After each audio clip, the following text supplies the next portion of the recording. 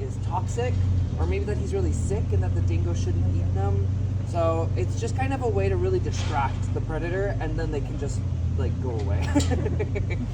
A lot of times when people think about lizards, they don't really think of skinks, but skinks are actually the most biodiverse family of lizards. There's about 6,000 unique lizard species. 2,000 of them are skinks. So skinks are found on every continent except for Antarctica. So we have skinks all over the world. Please stop and take care of whatever you need to get taken care of. Without further ado, make sure your seatbelts are buckled and we're going to get going. I'm just kidding. No. Now as we get off going, we're going to take a right. We're going to be looking to our left. You might be able to see some of our very rare mechanical lions on exhibit today. They're needed to every construction site ever. I'm just kidding. Those are some construction vehicles because we're going to be doing some monitoring our perimeter fence. So just making sure that we're getting a new little fence there, make it nice and pretty. But if you were here like on the weekends when we have some other animals out, you might be able to see our Maasai giraffe. We do have three whose names are Amara, Sunshine, and Miyu. Best ways to tell them apart is that Miyu is going to be our only boy, so he's going to be the tallest and the darkest. And then Sunshine's going to have what looks like a little bit of a sun pattern on her chest. And then Amara is just, you know, she's special because she's ordinary. Not really anything specifically to stand out with her, but she's so special. We all love her.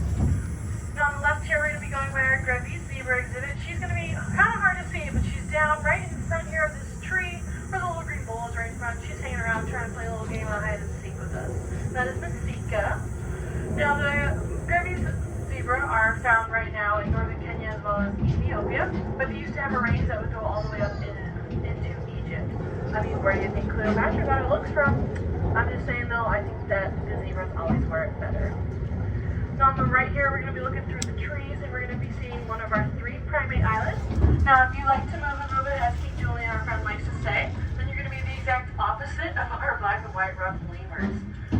Now you're going to be looking around for what look like little black and white balls of fluff. And the reason I say that they are super big on keeping moving is because they are huge sunbathers.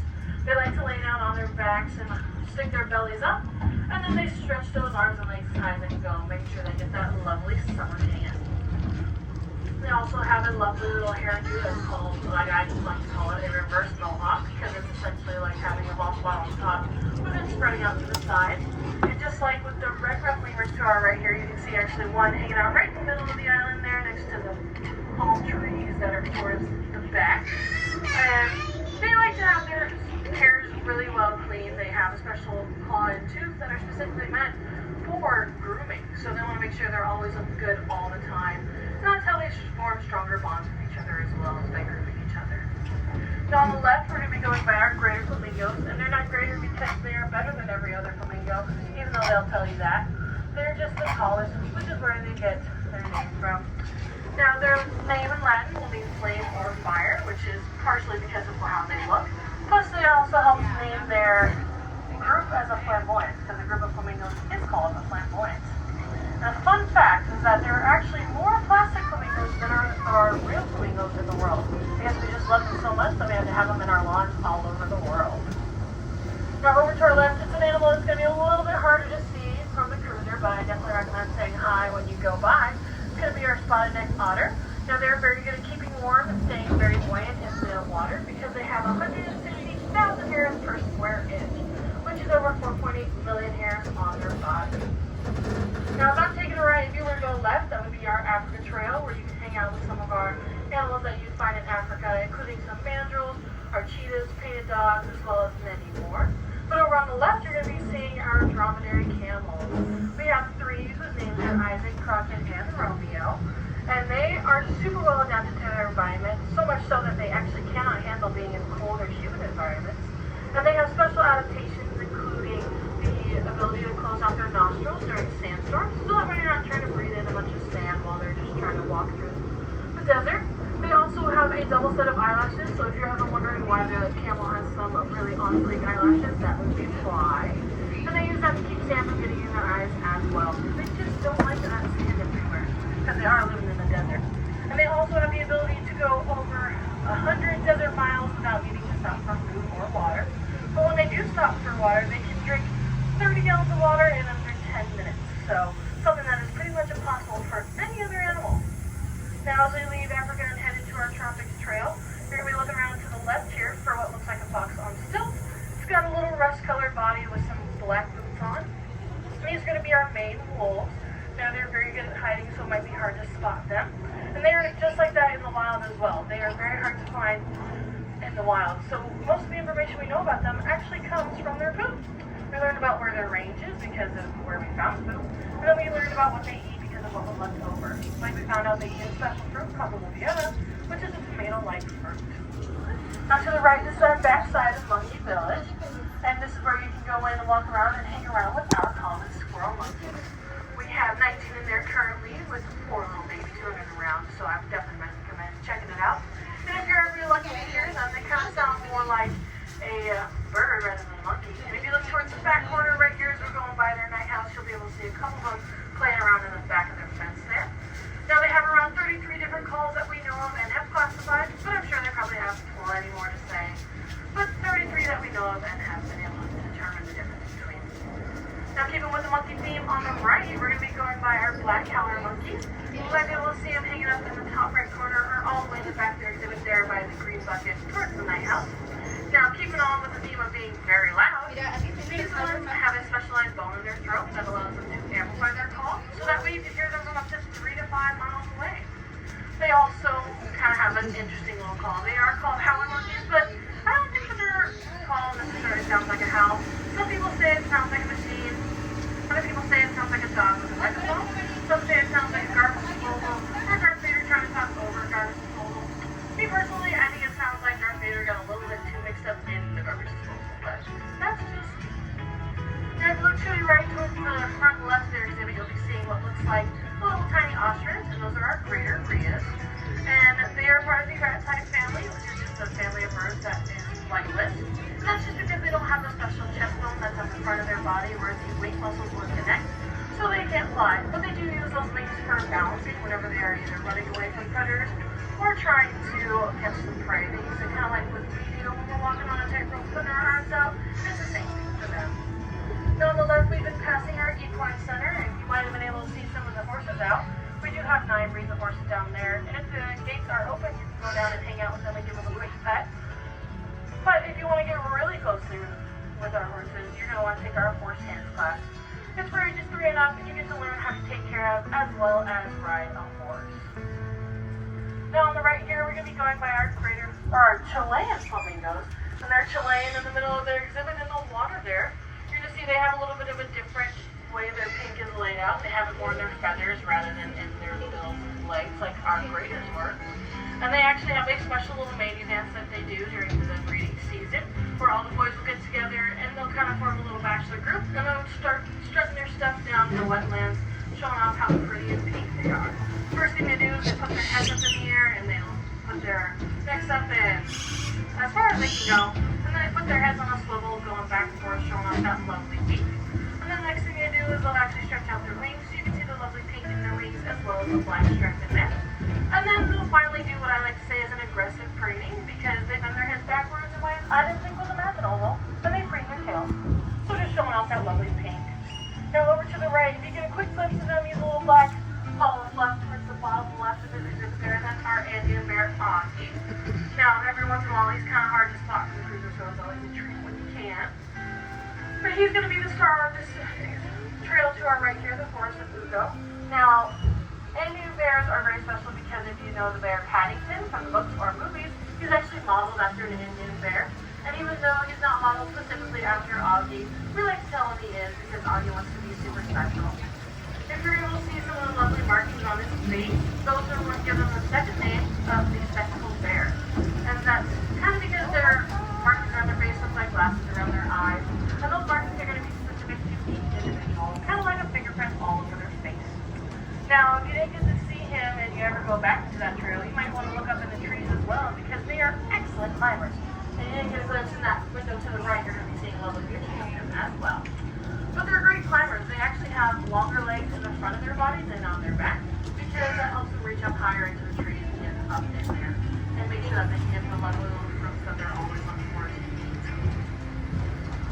Now, as we continue up here, you're going to be trying to look towards your left through the fencing and the brush, where you're going to be seeing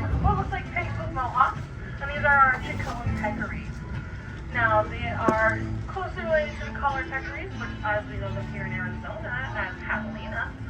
And they are also very well adapted to their environment for the dry desert exhibit because they have specialized sinuses that allow them to deal with that more dry climate, as well as they are able to eat more harsh plants that are not very easy for other animals to eat. They'll eat things like cactus, where they'll take a little piece off and then they'll roll it around with their snout to get all the spines off, and then they'll just gulp down like a lovely little refreshing treat for them. Now over to the left is going to be our Galapagos tortoise. You can see all three of our girls out. They're going to be towards the back, middle, left and right of their exhibit. Just look around for what looks like a boulder but with a little extra flair to it. And we do have three in there. Those are our three ladies, and then we have two boys that are hanging around in other parts of the exhibit. Now, the Galapagos Islands were actually named after the Galapagos tortoises because when researchers first arrived to the islands, they decided that the animals were more important than the name. Which, I mean, I agree. I believe animals are super important as well. But essentially, when they were researching them, they decided to name the islands. And when they were trying to name them, they were like, well, what's the biggest animal we got? And the Galapagos tortoise won. They are one of the largest tortoises on record. Now, if you would take the left path that was on the side of our Galapagos tortoise, that would take you into one of our entrances to our beef farm.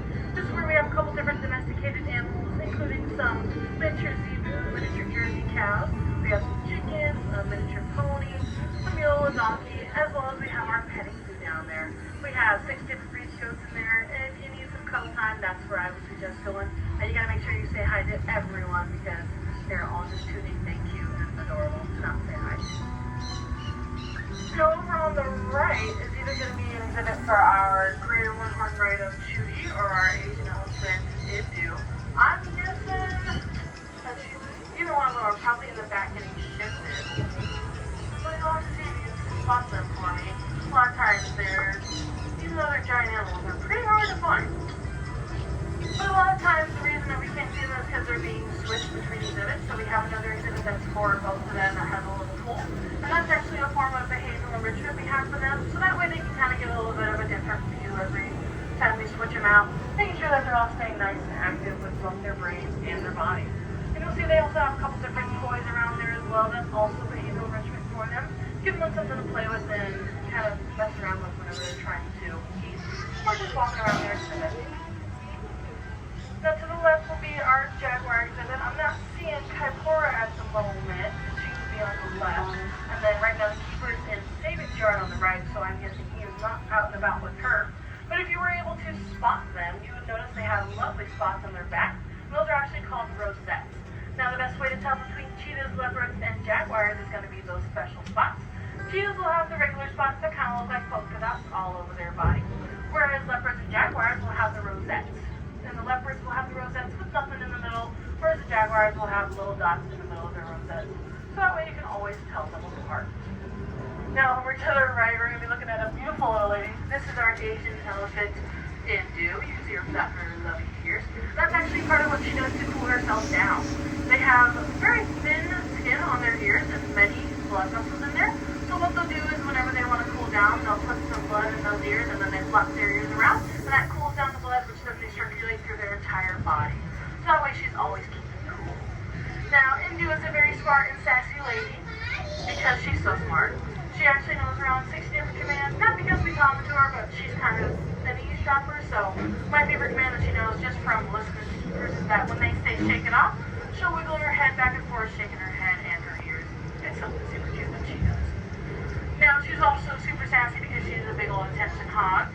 And anytime she's in her enclosure and she doesn't feel like she's getting enough attention from her keepers, what she'll do is she'll find either a wall in her enclosure or in her night house, and she'll start banging around, making lots of noise, making sure the keepers are paying extra special attention to them. Because she is super, super in need of attention. Kind of like me, I agree. Anyways, on the left here would be a little winding trail that'll take you down to the second entrance to our Harvey farm, as well as it'll take you over to our children's trail, which is another good trail if you don't really know what you want to see today. It's going to be a good spot to go, because they have plenty of different animals around down there, including we have some emus, we have our old trooper squirrel monkey down there, we have our two-toed sloth Fernando,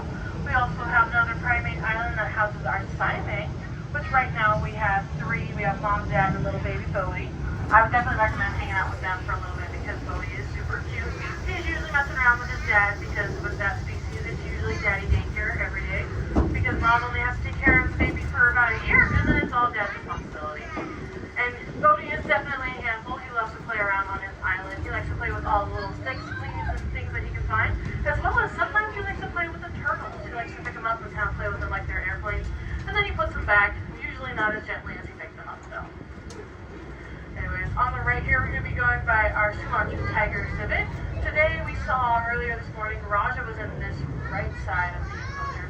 He's right by the front window there towards the glass, towards the left of the exhibit there. And then Joanne, our female, is going to be on the other side where there is a pool. Now they have those lovely little stripes that you see, and those stripes are actually going to be specific to each individual, kind of like having a fingerprint all over their body. And then those stripes will actually go all the way down to their skin. So if you were to shave a tiger, you would be able to see those stripes. And we'll get a better view of him on the right here through a little brush. You can see his cute little face. He's taking a lovely little cat nap. Now the Squatch Tigers also have a special little patch of white on the back of their ears, and we actually don't know what that is specifically for. Now we do have a couple theories. One is to believe that they look like false eyes, so in a way it's like you're always watching. And it kind of looks like if a predator were to sneak up on them or another animal, they'd be staring right back at them, so that way they don't try to cheat. Now there's also a thought that they are used as a little beacon for the cubs, because they live in areas where there's very tall grass. They are going to have a hard time for the cubs to see them through the tall grass, so they have that little patch of white to make sure that the cubs will be able to find them wherever they are. Now that trail that was to the right, that would take you down our Intertropics Trail where we have our Borneo orangutan, a nice little aviary to walk through, as well as our Land of the Dragons, which was on that little corner there. We have our Komodo dragons in there, which are the largest lizard species. And they're pretty good hunters. They have a special way of eating food where they'll essentially latch on and they do not let go. And they'll either gulp their prey down or they might come back and grab it later once it's started to get a little tired. So they're very good hunters, and I would definitely not recommend trying to tussle with them. Now if you look over your right shoulder behind these palm trees, right in the middle of the exhibit underneath the shade structure, you're going to be seeing one of our two buck-cheeked gibbons. That is Enoch, our male, and then he has his sister China's on there as well. She's going to look more of a brindly, blondish brown. Now, they might be singing in the morning, doing their lovely little song. They sound again like birds, and they actually have specific parts of their songs that they inherited from just living rather than learning from their parents. So when they were first born, they already knew what to say. Now they also are very good at swinging through the trees. When they do swing, it's called breakgating. And they have super long arms that are actually longer than their bodies to help them swing through the trees. Because they can swing through the trees faster than we can actually run on the ground. So they're very speedy. Now because they are super long arms, they don't just drag them by their sides when they're walking around. They actually will raise them up in the air and then wave them like they just don't care. Kind of looking like a cartoon character in a way. So if you ever get a chance to see that, I highly recommend hanging around with them too, because they are definitely goofy as well. Now if you were to go to the left, that would be our endangered species carousel, as well as it'll take you towards the entrance and exit of the zoo. And if you keep going over to the back right, you're going to be getting to our Arizona Trail. That even if you're an Arizona native like myself, there's going to be a ton of animals that even I didn't know we had in Arizona, including our state mammal, the ringtail. And right now she's actually got two little babies with her, so I think it's extra adorable to hang out with them and just give them a quick high. Anyways, y'all, to come to the end, just make sure we're staying seated till I come to a complete stop. If you enjoyed the ride, my name is Danielle. If you didn't like it,